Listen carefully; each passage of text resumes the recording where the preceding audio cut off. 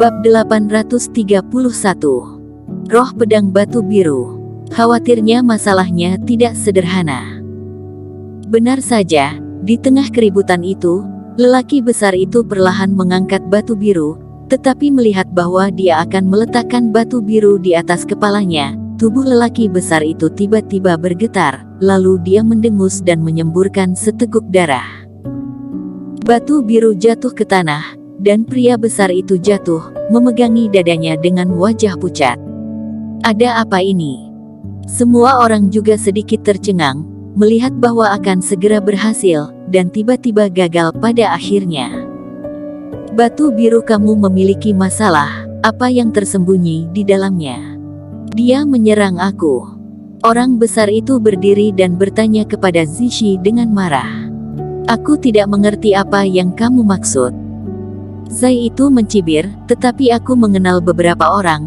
Begitu mereka gagal melakukan sesuatu, mereka suka membuat alasan dan melemparkan alasan kegagalan mereka kepada orang lain. Kamu. Karena dipermalukan oleh Zai, wajah pria besar itu memerah karena amarah, tetapi perasaannya sangat misterius, dan dia tidak dapat menjelaskannya dengan jelas. Singkatnya, kalian perhatikan, batu biru ini aneh. Setelah pria besar itu selesai berbicara, dia berjalan ke samping dan duduk dengan lutut bersilang dan mulai menggunakan kekuatannya untuk menyembuhkan luka-lukanya. Setelah itu beberapa orang mencoba, tetapi semuanya gagal, bahkan yang paling banyak kesempatan adalah orang pertama yang melakukan. Haha, kalian bisa mencobanya sesuka kamu.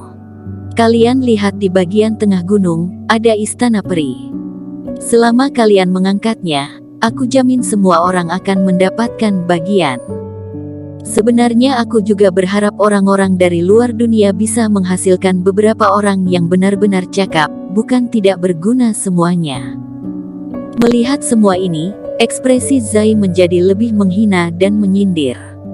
Para pejuang sangat marah, mengepalkan tangan, membenci ketidakmampuan mereka dan tidak bisa menamparkan wajahnya langsung.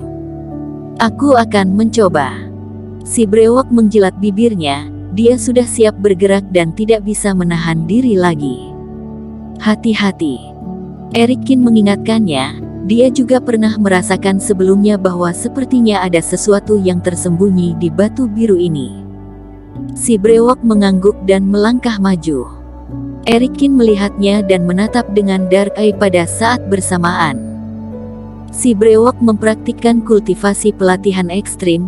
Pada saat ini kultivasi sudah mencapai fase kesempurnaan tingkat 5, dan kekuatannya jauh lebih kuat daripada pejuang biasa.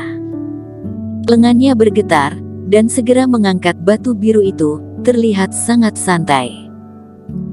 Namun, ketika si brewok hendak mengangkat batu biru di atas kepalanya, Erikin memperhatikan bahwa aura biru tiba-tiba muncul di batu biru, dan kemudian, seperti kilat, menghantam di atas kepala si brewok.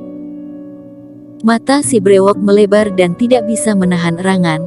Dia mengertakkan giginya dan dengan paksa mengangkat batu biru itu semakin tinggi, tapi aura biru itu terus meledak dan menjadi lebih kuat.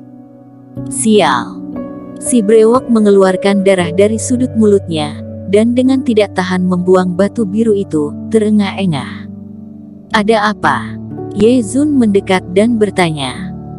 Saat aku angkat, tiba-tiba aku merasakan aura tajam yang menembus jiwaku, membuat pikiranku bergetar seketika.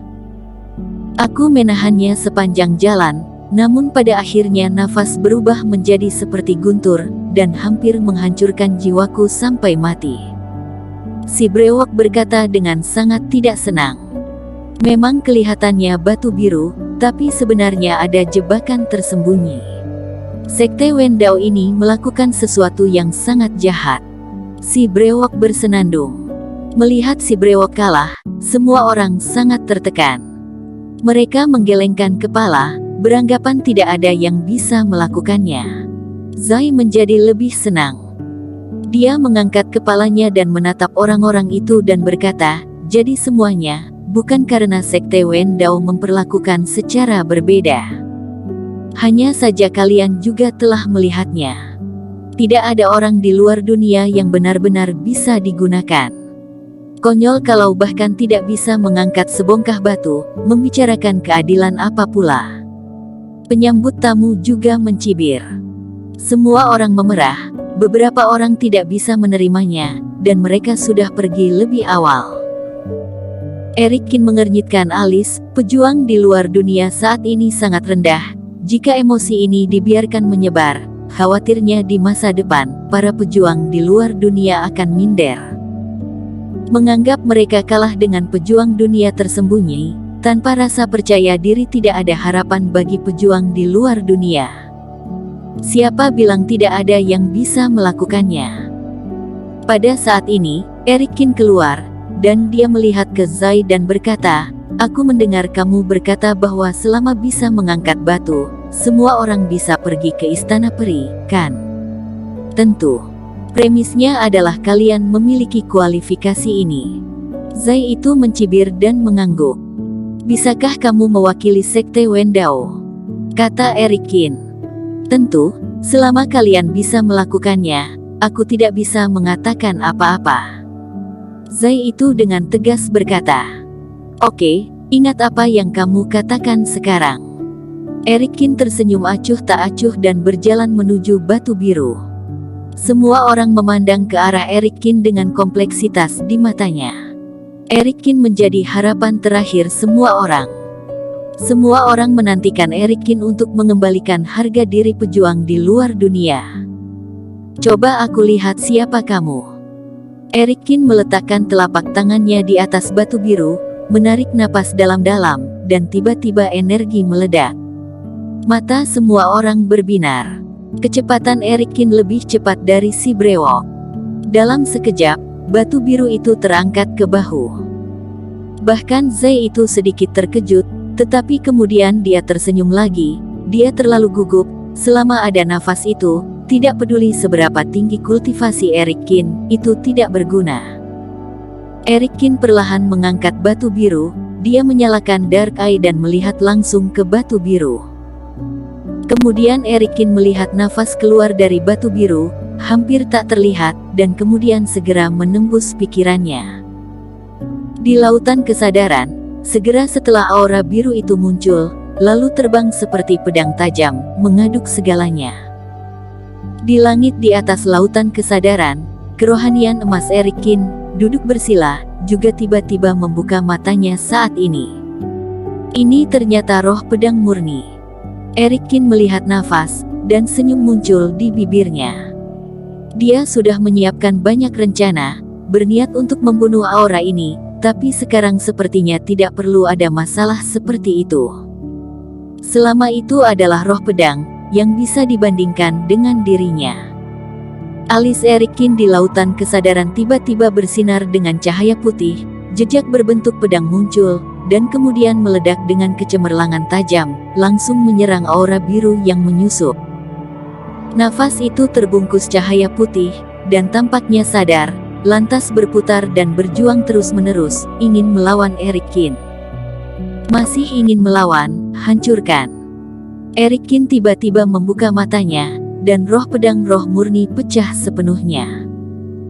Cahaya pedang putih 10 kali lebih kuat dalam sekejap, seolah sinar matahari menembus awan gelap dan menyebar ke seluruh bumi. Roh pedang biru menjerit, dan nafas yang menyerupai salju putih di musim semi, langsung meleleh, dan dalam sekejap mata kembali menjadi roh pedang murni lagi. Eric Kin mengangkat tangannya, dan roh pedang ini terbang ke tanda berbentuk pedang di dahinya. Di dunia luar, semua orang melihat tubuh Eric Kin tiba-tiba membeku, dan mereka tidak bisa melihat apa yang terjadi di lautan kesadaran. Bahkan pria kuat yang sebelumnya, setelah dia sembuh pun menatap Eric Kin dengan serius. Muncul pemandangan yang agak aneh, saat ini ratusan pejuang berdiri di kawasan ini, namun suasananya sangat sepi. Semua orang menahan napas, karena takut sedikit gerakan dapat memengaruhi tindakan Eric Kin. Semua penantang sebelumnya gagal di sini, dan Eric Kin terjebak di level ini saat ini. Bersambung. Terima kasih telah menonton video ini sampai akhir. Jangan lupa subscribe dan nantikan kisah episode selanjutnya hanya di Novel Story. Salam.